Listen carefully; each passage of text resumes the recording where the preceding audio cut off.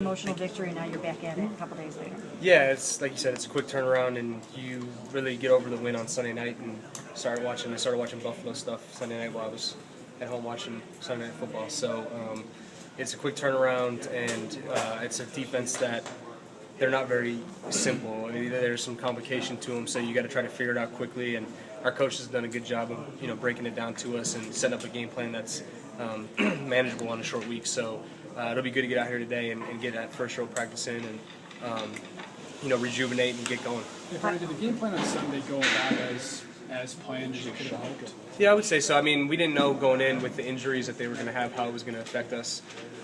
They played a little more different coverages than we thought, but we kind of knew going in if those guys were out, it might change a little bit. So, as far as the game plan was concerned, I feel like we ran stuff that we were really comfortable with and we had talked about all week. We actually had 5 picks the other day. I think it was 5. Yeah. Just talking about how opportunistic they are. Yeah, but like I said, they're a complicated defense, so they try to confuse you and do things like that. And you just got to be ready for what they throw at you, and get your pre-snap read and confirm it on your post-snap. And like you said, they had 5 picks, so there's definitely guys around the ball. Are they similar to the Browns' defense? I really can't compare because we go against them in training camp, but it's not like you're studying film on your own defense. So I know they're similar to the Jets from what I've known for the past couple years, obviously with their coordinator coming from there, and try to go off that a little bit. But obviously personnel is different too, so scheme is going to have to kind of go hand in hand with the personnel that you have. I know you said when you're 0-2, there's no choice but to turn it around. There's just the way you have to approach it. But what gave you confidence that this team can turn it around and get back to winning football? I don't think we ever lost confidence. Obviously, it's tough when you lose 2 close games that could have gone either way. But you just keep battling, and that's, I think, the character of this team is that battle through adversity and keep going until that final whistle blows. So and you just got to do it on a day-to-day basis and a week-to-week basis, and good things will happen. Brian, sometimes when teams get a film on a young guy after a couple of games that they haven't seen before, they make adjustments. So do you have counter adjustments in mind if that does happen either this week or down the line? I don't think that applies too much in the quarterback position. There's so much going on to focus just on one guy. I think that would be kind of hard to do. So it's not like baseball where a young pitcher comes in and no one can hit him for a few weeks, and then all of a sudden they catch up to his stuff because it's fastball, curveball, changeup. I mean, there's only so much you can do. But with our offense, we're so multiple in what we do that I don't think you can really get a beat on just one guy. It's all 11 going together. And, it's not something that I really think about. Brian, can you talk about the fact that you were named the starting quarterback this week, even though Brandon has been medically cleared? What does that mean to you? For me, it's just another week to go out and another opportunity to help this team win. Like I've always said, as a competitor, you want to be the guy out there on the field. So I'm obviously excited about that. And, with that quick turnaround, just trying to get things going and, get up to speed on Buffalo. So you're not looking at, or are you looking at it like, hey, it's my job now? That's not my concern. Like I've said, this league, it's a literally hour-to-hour, day-to-day, week-to-week business. So I can't get caught up in that. The only thing I can worry about is what I can control, and that's my preparation and play. Brian, we always ask you about what you learned from Brady, but how about Belichick? He's the king of preparation. Yeah, there I think you just learn how to prepare and cover all your bases. He never felt underprepared, and I think I've taken that with me everywhere I've gone. I think people say I believe in luck, and the harder I prepare, the more luck I have. I think that's kind of hand in hand with the way I think. So, you just got to try to cover all your bases. Obviously, something's going to get thrown at you that you haven't seen before. That's just the way it is in this league. So you try to prepare as much as you can. And the more prepared you are, I think the more comfortable you are when you go out there. Brian, every week it seems Norv adds a new wrinkle. Last week it was a little wildcat look. Mm-hmm. Is that effective? I mean, what does that purpose serve?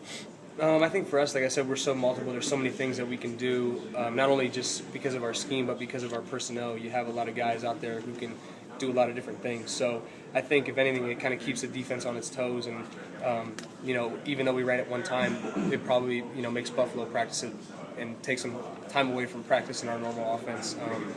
For me, I think it's great because whenever you can keep a defense on their toes, I think it helps out the quarterback tremendously because they're a little bit less aggressive, maybe a little more hesitant because they're not sure what's going to be thrown at them. Brian, how is your, being a local kid here now playing for the local team, how has your life been different the last couple of weeks?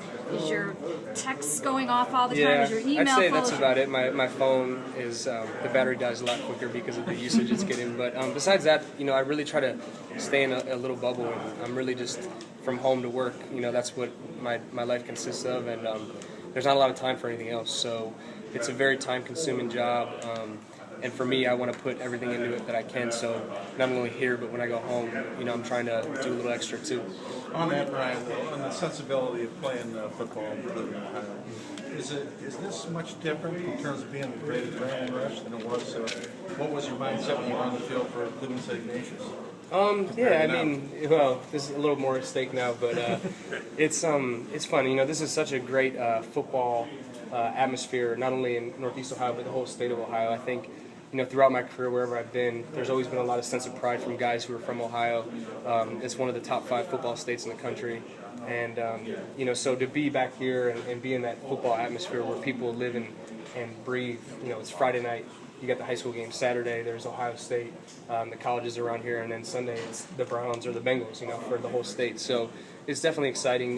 You don't get that everywhere else. When during your 5 years in the league, did you stand on the sideline and say, "If I get my chance, I know I'm good enough to have some success"?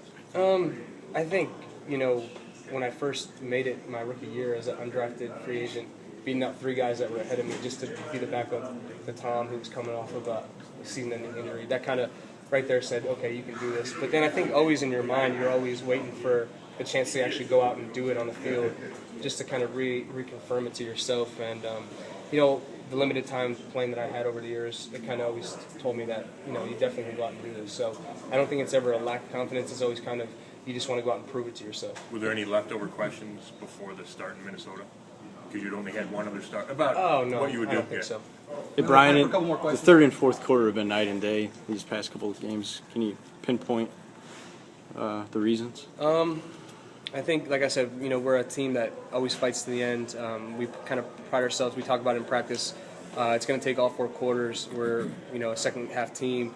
Coach Chudd always says, he'll come up before a team period and say, look, we're down 24-17. It's the third quarter. What are we going to do? And I think that really gets the mindset going that it's going to come down to the end. There's not many games in this league where it's kind of decided by the fourth quarter. So that it's going to take all your mental capacity, everything you got physically, and just go out there and try to finish the job. Have you always kind of prided yourself on, no matter what happens throughout the course of the game, when it matters most, kind of, delivering in the clutch? Yeah, and I think the game kind of dictates what it is, but you just I don't know if it's preparation of dealing with it in practice, knowing that you got to make a play because you're down. I mean, it's obviously an imaginative situation, but you kind of put yourself in that mental state, and then it carries over to the game. What's your most vivid